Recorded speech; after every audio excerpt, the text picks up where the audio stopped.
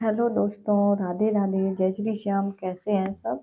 और आज का मेरा टॉपिक है कि पति पत्नी में झगड़े क्यों होते हैं। तो इसके तो कई रीजन होते हैं, और लेकिन समझने में फ़र्क हो जाता है। और कहीं हम दूसरे को दोषी बनाने लगते हैं कि किसी की वजह से हो गया। जैसे पत्नी होती है तो अक्सर ससुराल वालों को ही दोषी मानने लगती है, लेकिन ऐसा नहीं है। कहीं ना कहीं मायके वाले भी दोषी होते हैं। जैसे मायके में अगर कोई बात पहुंचा दी, छोटी सी भी बात, कि थोड़ा सा सास बहू के बीच में अगर झगड़ा हो गया, अगर वो भी बात अगर अगर सास बहू के बीच में झगड़ा हुआ, अगर वो भी बात मायके में अगर बहू पहुंचा रही है अपने घर में, तो इससे क्या होता है कि जो बहू की माँ होती है, तो वो उसके अंदर ममता होती है, तो अपनी बहू को ही, मतलब वो अपनी बेटी को ही कुछ ना कुछ ऐसा समझाएगी जिससे कि और झगड़ा बढ़ जाएगा। यानी कि वो अपने हिसाब से समझाएंगी कि हमारी बेटी खुश रहे। तो लेकिन कई ऐसी माँ होती हैं कि कुछ अच्छा भी समझाती हैं, लेकिन और कुछ होती हैं जो बुरा भी समझाती हैं। लेकिन ऐसा होता है कि वो जो स्वयं बेटी होती है अपनी माँ से कहती है, लेकिन माँ कुछ अच्छा समझाती है, लेकिन कभी कभी बेटी को भी समझ में नहीं आता है। तो दोषी कौन होते हैं? सीधे मायके वालों को दोषी बना दिया जाता है, लेकिन सच में मायके वाले दोषी नहीं होते हैं।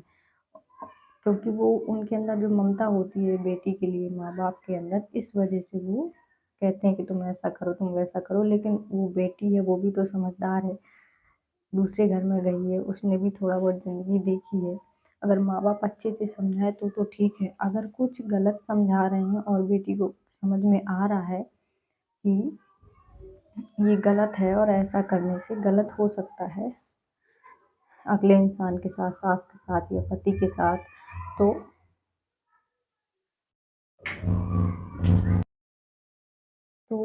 बेटी को भी समझना चाहिए कि अगर हम कुछ गलत करेंगे तो हमारे मायके वाले ही दोषी होंगे। समझना आप इस बात को बिल्कुल ध्यान से, बहुत ज़्यादा ध्यान रखने वाली बात है। इसी बात का तो ध्यान ही नहीं रहता ना कि अगर बेटी ही समझ जाए तो झगड़ा ही ना हो।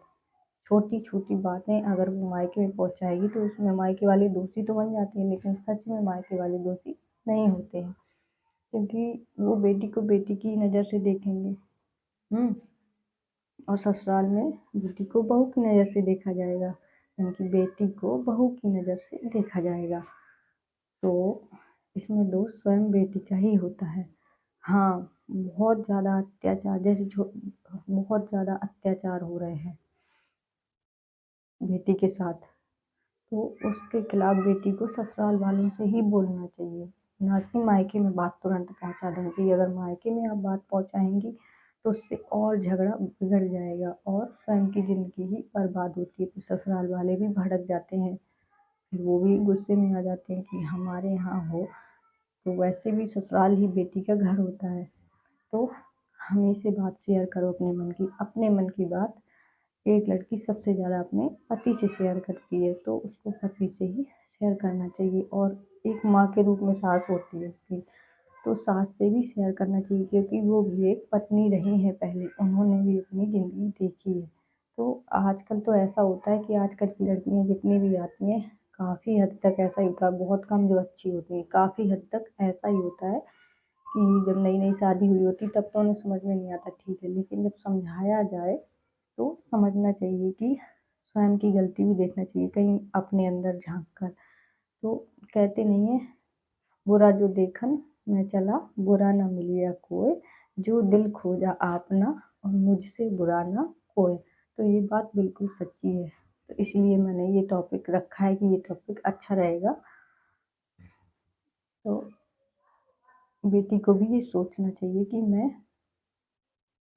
क्या कर रही हूँ, और इससे इसीलिए तो कहते हैं कि बिना सोचे समझे कोई काम नहीं करना चाहिए, कोई भी काम हो।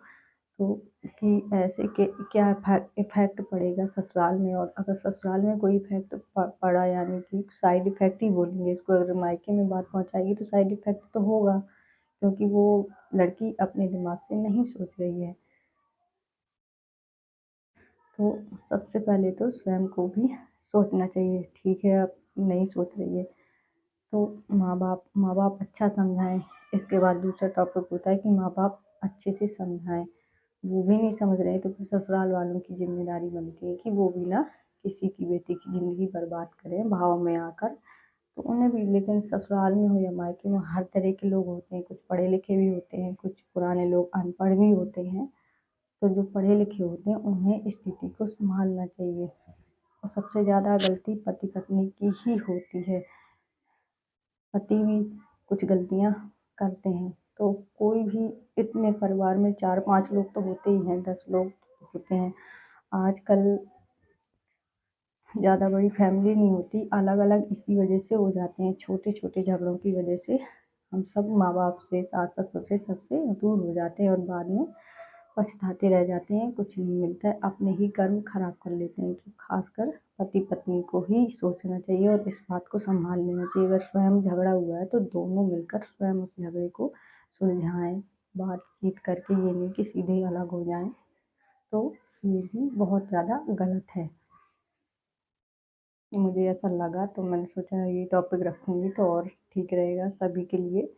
और ये, और एक बहुत बड़ी गलती है जो पति पत्नी करते हैं, वो सबसे बड़ी गलती कि पति और पत्नी को अपने बीच की बात अगर कोई भी हुई है तुरंत शेयर नहीं करना चाहिए दूसरे से। अगर किसी और से शेयर करेंगे तो वो अपने दिमाग से सोचेगा, अपने आपके दिमाग से तो नहीं सोचेगा। वो सिर्फ आपके, जो आपने बोला है उस पर ध्यान देगा वो इंसान। या फिर पति अपनी माँ से कहे, या फिर पत्नी अपनी माँ से कहे, या फिर पत्नी अपनी सास से कहे, या फिर अपने ससुर जी से कहे।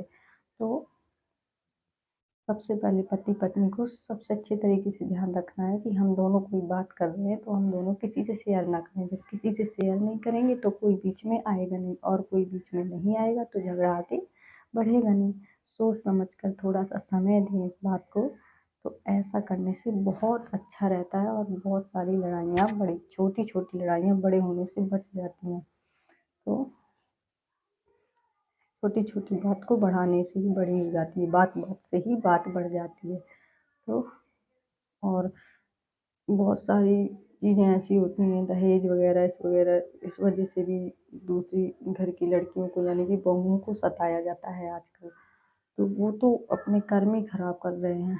अगर बहू का भी फर्ज बनता है, अगर कोई 4 बात बोलता है तो थोड़ा सा सहन करने की भी ज़रूरत पड़ती है। अगर आप थोड़ा सा सहन करके देखेंगे, थोड़ा सा धैर्य रखेंगे कि अगर इन्होंने बोल दिया तो कोई बात नहीं, अपने अंदर उनसे कुछ मत बोलिए। थोड़ा सा अगर इतना ही कर लेंगी ना आप, तो उससे बहुत ज़्यादा सुकून आपको मिलेगा। और अगर चुप रह गई हैं ना आप, तो जिसने आपको कोई बात ससुर ने सुनाई हो, या आपके पतिदेव ने सुनाई हो, या फिर सासू माँ ने सुनाई हो, या फिर कोई नंद है आपकी तो उन्होंने सुनाई हो, किसी ने भी ससुराल में कुछ भी सुना दिया, अगर थोड़ा सा आप चुप रह के देखेंगी ना तो इसके बाद आपको अगली बार बहुत ज़्यादा बदलाव मिलेगा उन लोगों में। यानी कि वो ये सोचेंगी, खुद में गिल्टी फील करेंगी वो, जिन्होंने आपको कुछ गलत बोला, कि हमने कितना गलत बोल दिया और ये कुछ नहीं बोली। तो वो थोड़ा समय दीजिए, एक मौका भी देना चाहिए इंसान को। तो और फिर इसके बाद सब भगवान के ऊपर ही छोड़ देना चाहिए। अगर आप ऐसा करती हैं ना तो ये बहुत अच्छी बात है और करना भी चाहिए। जो लोग नहीं करते हैं वो एक बार करके ज़रूर देखें, एक बार 2 बार आज़मा कर देखें। यानी कि कोई चीज़ समझाने से नहीं, समझने करने से समझ में आती है। तो आज के वीडियो में बस इतना ही। मैं करती हूँ आज की वीडियो का एंड। और मेरा आज का ये वीडियो अच्छा लगा हो तो प्लीज़ लाइक कीजिए, न्यू है तो सब्सक्राइब कीजिए, और कमेंट करके भी बताइए कि मेरा आज का ये वीडियो कैसा लगा। और शेयर भी वीडियो सभी तक पहुंच सके। तब तक के लिए राधे राधे, जय श्री श्याम। अब मिलती हूँ मैं अपने अगले वीडियो में।